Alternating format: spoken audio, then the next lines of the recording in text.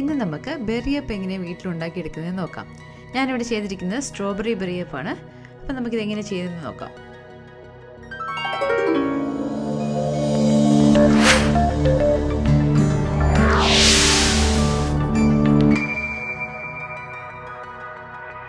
ഇതിനു വേണ്ടി ആദ്യം നമുക്ക് സ്ട്രോബെറി യോഗർട്ട് പ്രിപ്പയർ ചെയ്യാം.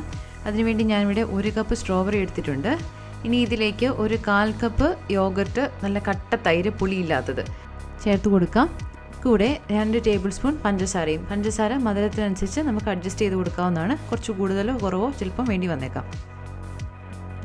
ഇനി ഇത് നമുക്ക് മിക്സിയിൽ നന്നായിട്ടൊന്ന് അരച്ചെടുക്കാം. ഇതിപ്പം നല്ല ഫൈൻ പേസ്റ്റായിട്ട് അരഞ്ഞു കിട്ടിയിട്ടുണ്ട്. ഇതേപോലെ നന്നായിട്ട് വേണം അരച്ചെടുക്കാൻ. ഈ സ്ട്രോബെറി യോഗർട്ട് കടയിൽ നിന്ന് വാങ്ങിക്കാൻ കിട്ടുമെങ്കിൽ അത് യൂസ് ചെയ്താലും മതി. ഇനി നമുക്കിതൊരു പാത്രത്തിലേക്ക് മാറ്റാം.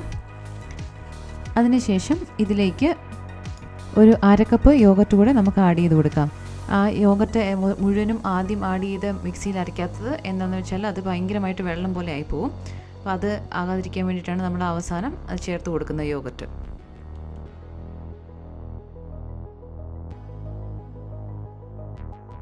ഇനി നമുക്ക് വേണ്ടത് കുറച്ച് ഐസ്ക്രീമാണ്. ഞാനിവിടെ 2 സ്കൂപ്പ് ഐസ്ക്രീം എടുത്തിട്ടുണ്ട്, വനില ഐസ്ക്രീം. ഇത് നമുക്ക് ചെറുതായിട്ടൊന്ന് വാഷ് ചെയ്ത് കൊടുക്കാം. ചെറുതായിട്ടൊന്ന് സോഫ്റ്റ് ആകാൻ വേണ്ടിയിട്ട്. ഒത്തിരി വെള്ളം ആകാനും പാടില്ല. ഇനി നമുക്ക് വേണ്ടത് കുറച്ച് സ്ട്രോബെറി ക്രഷ് അല്ലെങ്കിൽ സ്ട്രോബെറി സോസാണ്. ഇത് കടയിൽ നിന്ന് വാങ്ങിക്കാൻ കിട്ടുമെങ്കിൽ വാങ്ങിക്കാം, അല്ലെങ്കിൽ ഇത് വളരെ എളുപ്പത്തിൽ വീട്ടിൽ തയ്യാറാക്കാവുന്നേ ഉള്ളൂ. ഞാൻ മുമ്പ് ഒരു വീഡിയോ ചെയ്തിട്ടുണ്ട്, അതിൻ്റെ ലിങ്ക് താഴെ ഡിസ്ക്രിപ്ഷൻ ബോക്സിലും കൊടുത്തിട്ടുണ്ട്.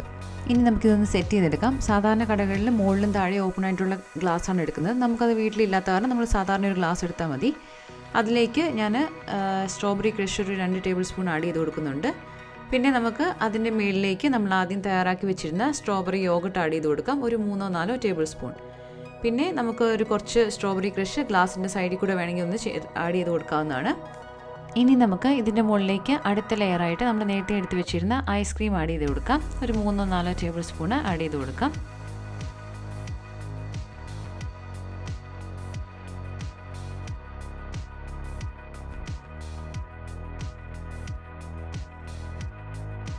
ഇനി നമുക്ക് വീണ്ടും അതിൻ്റെ മുകളിലേക്ക് സ്ട്രോബെറി യോഗർട്ട് ആഡ് ചെയ്ത് കൊടുക്കാം. ഇതേപോലെ തന്നെ ഗ്ലാസ് നിറയുന്നവരെ സ്ട്രോബെറി യോഗർട്ടും ഐസ്ക്രീമും നമുക്ക് മാറി മാറി ആഡ് ചെയ്തൊന്ന് ഫില്ല് ചെയ്തെടുക്കാം.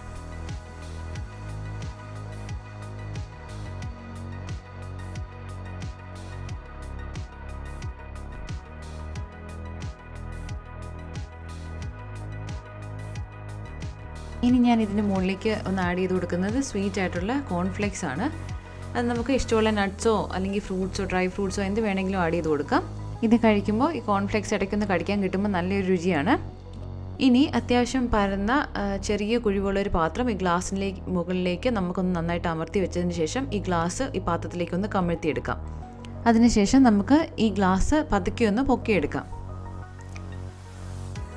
ഇപ്പോൾ നമ്മുടെ ബെറിയപ്പ് ഇവിടെ റെഡി ആയിട്ടുണ്ട്.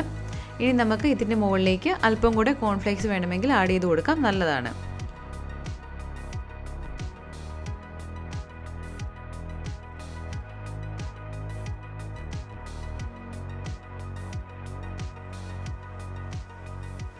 കൂടുതൽ കുക്കിംഗ് വീഡിയോകൾക്കായി ചാനൽ സബ്സ്ക്രൈബ് ചെയ്യാൻ മറക്കല്ലേ.